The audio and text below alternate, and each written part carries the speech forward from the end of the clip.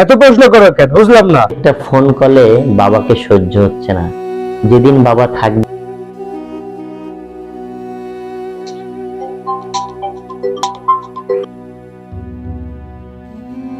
Hello hello বাবা বলেন, দাঁত একটু বলেন, একটু কাজে আছি, আমি ব্যস্ত আছি, দ্রুত বলেন। তুমি পড়াশোনা করছো? গোসল করছো? পড়াশোনা শেষ, গোসল করি না এখনো। খাওয়া দাওয়া করছো? এখনো খাই না। এত প্রশ্ন করো কেন বুঝলাম না। বললাম তোমার কাজে আছি, তারপর প্রশ্ন করতেছে না, একটা পর একটা প্রশ্ন করতেছে। দাও পরে ফোন দিও, দাও আমি কাজে আছি, কাজ শেষ করে নিই। তো এত রাগ হচ্ছে কেন বাবা?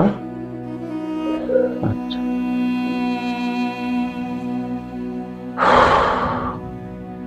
বাবারে, তুমি যখন ছোট ছিলে আকাশের চাঁদ দেখিয়ে বলতে বাবা ওটা কি, আমি বলতাম চাঁদ।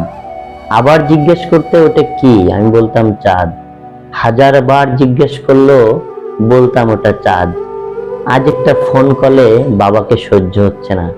যেদিন বাবা থাকবে না সেদিন এই ফোন কলের আর তোমার খেয়েছো কিনা এই কথার মর্ম বুঝবে। এটাই বাস্তব। আপনারা কি বলেন?